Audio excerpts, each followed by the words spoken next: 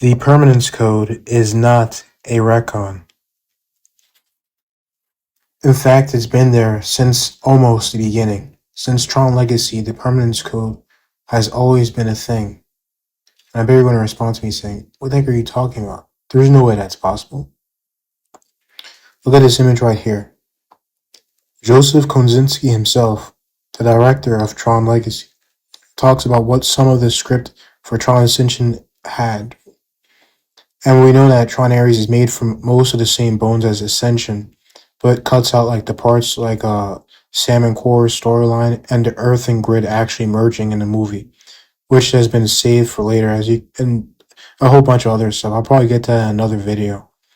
But anyway, Kosinski here tells us that one of the miracles of the ISOs. He says one of the miracles of the ISOs will have been the ability to make grid-based objects permanent in the real world. And it is something hidden in the DNA of the ISO. Keep that in mind, because that's going to be very important for later. And if you read the comic, well, I'm pretty sure most of you haven't. It's called Tron Betrayal and it's canon.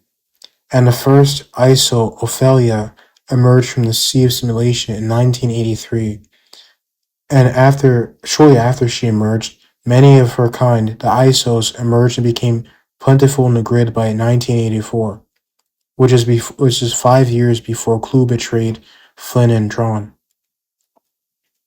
And we know that sometime during this period, Kevin Flynn made a backup of the ISOs and put him on a new grid called the Arc Grid, which he would never return to because, he gets turned into Ghost God, I guess, by the time of Tron Ares' events. So he never returns to the ISO grid that he made called the Arc Grid. And he also made his own wireless network in 1985. Also keep that in mind. And now here's the kicker. In Tron Ares, Eve, Kim, and Seth, at the beginning of the movie, go to a remote winter desert location. And this is the location that Tess Kim, her now deceased sister from cancer, was studying Kevin Flynn and was looking for the Permanence Code. And among the stuff that she was using to try and find that Permanence Code is a bunch of Kevin Flynn's floppy disk backups of his grid. What is this grid backup dated? 1984. That is exactly 1 year after Ophelia emerged from the Sea of Simulation. Supported by the fact that the Arc Grid already existed, so we know that Kevin Flynn has been making backups of his grids. And it's a backup of the 1982 grid, and was obviously still messing with other formations of the grid, considering the Arc Grid during the time of Legacy, well, before the time of Legacy. And then later, when they go to retrieve the Permanence Code again, they go to a Kevin Flynn memorial set up by Sam Flynn in a new Incom building to honor his legacy. And here's the thing. This memorial was of Kevin Flynn's office in 1989. And that computer is the same computer Kevin Flynn was using in 1989. And so when Ares enters the 1984 backup grid, you can also see that there's life in this 82 grid backup, which for now I'm going to call the 84 grid, just so it rolls smoothly off my tongue. And when he enters there, you meet a Kevin Flynn ghost in a machine. You can look that up. It's basically Kevin Flynn's spirit lingers in the remaining data fragments from his explosion, which is why he still has his memories of his legacy time, his time of legacy, the lesson he learned in legacy about permanence and perfection and all that, why that's still there. And yet he's in the backup because his data, his spirit got spread across the digital frontier. But anyway, it resonated with Ares' code, causing him to fully manifest. Kevin then gives Ares the Permanence Code, which is what? A double helix. Not the triple helix associated with the ISOs, but a double helix. And this is due to what Kosinski talked about earlier. The Permanence Code is something that is in the DNA of an ISO. It's just one of the miracles, not the entirety of the miracle. Biodigital essence. And then Kevin Flynn is able to send Ares out of the same laser at Flynn's arcade because of that wireless network he had set up in 1985. Because if you watch the first movie, you remember the Shiva laser's initial purpose was to transport objects from point A to point B. You would have one laser set up, sending the orange to the other end of the laser at a different location. Because this computer was his 1989 computer, that computer was still connected to the laser at Flynn's arcade, and Flynn was probably teleporting himself back and forth from his office at Incom to his lab and the Flynn's arcade. And now I bet you're wondering, but how does that prove that the permanence code has been there from the beginning? Isn't it just a coincidence? Maybe it's strapped concepts that Kozinski never truly implemented into his own film and his own mythos of Tron. Well, that's where you're wrong. For one, Lisberger is the spearhead of like the Tron mythos, and two, Kozinski already incorporated the permanence code into Tron Legacy. Look at this. Remember this weird scene where Clue randomly just tells Jarvis, take Cora upstairs, I have something very special planned for her, that she's a very special bird? Must have been so lonely out there. Tragic to be the only one. I've seen what users are capable of, Clue. You don't belong with them.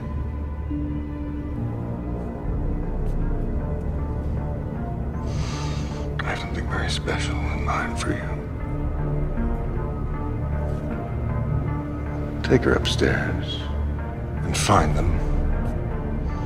You'll have to excuse me. You arrived just as I was preparing a little toast. The key to the next frontier is finally in our possession!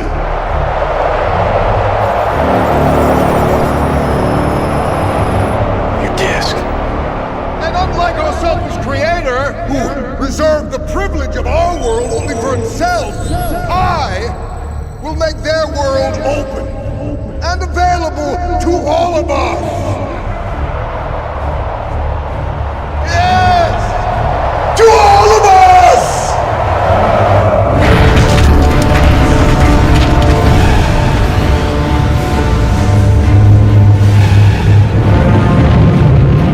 He's taking all of this with him. He's figured out how to do it. And didn't that confuse everyone? Like, what is he taking her upstairs for? Doesn't this guy despise ISOs? Doesn't he want them completely wiped out from the grid to make his perfect system? And he plans to do that to humanity next? Because humanity is just like the ISOs? Well, what happened before this? What changed? Kevin Flynn's disc. You see, why does he stop his unfettered bigotry against the ISOs? Because due to information on Kevin's disc that Clue looked before, he found out that if he were to de-res Cora, he'd lose a guaranteed way to get the permanence code and make his quest for Earth futile. While the permanence code would still be contained on Kevin Flynn's disk, you have to remember, this is the same disk that allows programs to leave the grid. So without that disk, if he were to destroy it in search of the permanence code, not only would he not be able to get out, they would be trapped forever in that grid with no way of escaping. So that disk is very important. You see, users didn't have that restriction on Kevin Flynn's grid, because if you remember, Sam Flynn's plan was him running to the portal and escaping and getting Alan Bradley to help them while they're in the grid. But of course that plan failed because Zeus was a double agent for Clue. And so I'm sure you see now that Clue's entire motivation during that scene makes a whole lot more sense, that he needed Cora in order to live, in order for his invasion to succeed, which is why he withheld from killing her like he would have before. And now the final straw? Jesse Wigoto, who is one of the writers of the original Tron Ascension and Tron Ares, had this to say regarding ISOs and the Permanence Code. One of the things that I was wondering about the Permanence Code was if Flam was alive the whole time working. This is the question from the interviewer, working on stuff. Because the other way of getting the Permanence Code would be if Flynn's been working on it this whole time. And Ares arise. The Permanence Code in this comes out of, Wigoto interrupts him saying, organic matter. Again, biodigital jazz, man. The interviewer continues. Yes, in Legacy, if I remember correctly, Flynn talks about Cora's origin. and I'm wondering how much the Permanence Code and Core's origin tied together, if at all. Wiggleto responds, good question. I don't think they really do tie together, but I think there is a way in which one could argue that one is embedded in the other. That the idea out of legacy is almost like Field of Dreams. If you build it, they will come. We built these environments, and out of the fabric of the grid emerges bioorganic life. That's what Core was. One could argue that the Permanence Code is part of her genetic coding. And this is directly substantiated by the Kozinski quote I put in the beginning of the video, substantiated by the Permanence Code being represented by a double helix, just like how isos are represented by triple helixes. Biodigital organic material. So what is the Permanence Code? Oh, and one more thing. Remember, in Tron Ares, Flynn doesn't say, when I made the Permanence Code, I realized that I named it wrong. It should have been the Permanence Code. No, he says, when I found the Permanence Code. And where did Mr. Flynn find the Permanence Code? The ISOs. Because Flynn didn't create the ISOs. The grid did. So it's something he had to discover by himself, not something that he could create.